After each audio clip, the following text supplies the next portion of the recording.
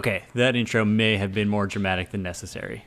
What's up everyone, my name's Lee, and in today's video, a company called INNOCN, well, I think it's called INNOCN, they sent me one of their newest massive 44-inch ultra-wide monitors to unbox and give you my honest take on it. I'm excited to take you through this one because for those of you that watch desk setup videos, one thing you'll typically notice is that they use super expensive tech. So this time I'm showing you a brand you probably haven't heard of but may start seeing more and more on websites like Amazon as they offer much more affordable options. To start off, this monitor includes basically everything you'd expect. You get a really nice quality metal black base and a high quality plastic stand with a VESA mount. Inside the box you'll also find some paperwork, a few cables, and last but not least the monitor itself.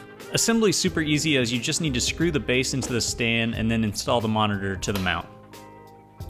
Underneath the front of the monitor is where you're going to find the navigation buttons to switch the source, change the volume, and modify the settings.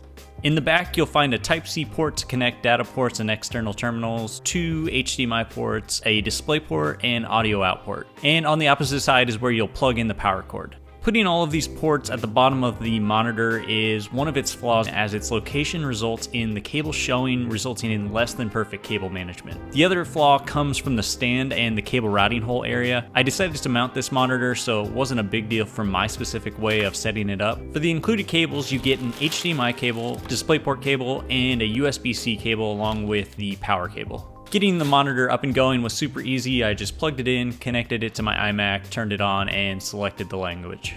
Compared to standard 27-inch monitors, this one is massive, and by massive I mean wide, like really wide. This monitor comes in at a whopping 43.8 inches with a 32:9 ultra-wide aspect ratio. So it's roughly two 24-inch monitors merged together. Because of this, you definitely need to factor that in wherever you're going to be placing it. If you're used to a curved monitor, this takes a day or two to get adjusted to. If I had to be super picky, it would be nice to see a little more height to the display, but honestly, I can't complain after I got adjusted to everything. Alright, so for the display, let's go through some of the main specs. The resolution is 3840 by 1080, which is okay, but not great if you're used to 1440p or better. What this also means is that if you get close enough to the screen, you'll start to see the pixels, but you become blind to it over time, to be honest. The monitor is VESA certified HDR 400, which is on the low end, so you're not going to be blown away by it by any means. But the really cool thing about these monitors is that every one of them comes with its own color calibration report, and what that basically means is that they calibrate it to closely match the colors on the display to what your eyes are going to see in real life.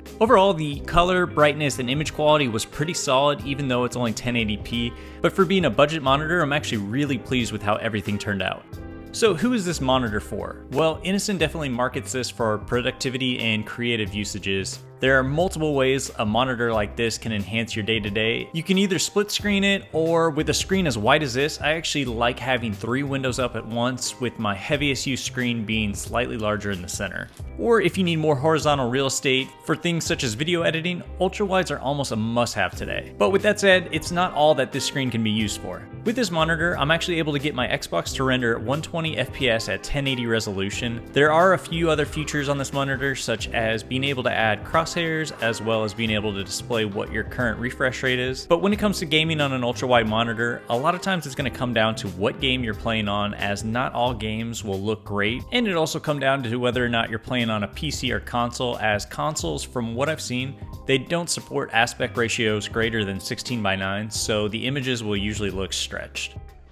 That said, if you are a console gamer and the ultra-wide view looks off, just switch it to auto-select the aspect ratio, which will reduce the screen size, but the game will look much nicer. Or you can even switch the monitor to picture-in-picture mode like you see here and put your computer on the other screen. Basically, the way it works is you have 2 HDMI cords plugged into your monitor, and one of the HDMI ports is dedicated to one side of the screen and the other port to the other side.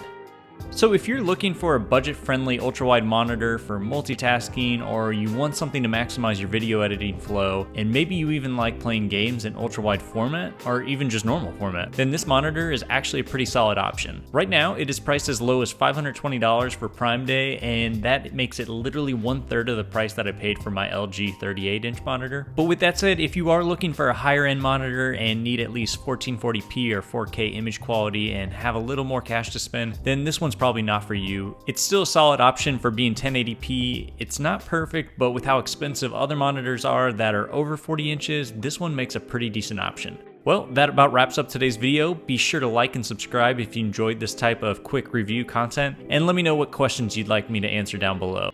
Links to everything can be found in the description below. With that said, I'll see you all next time.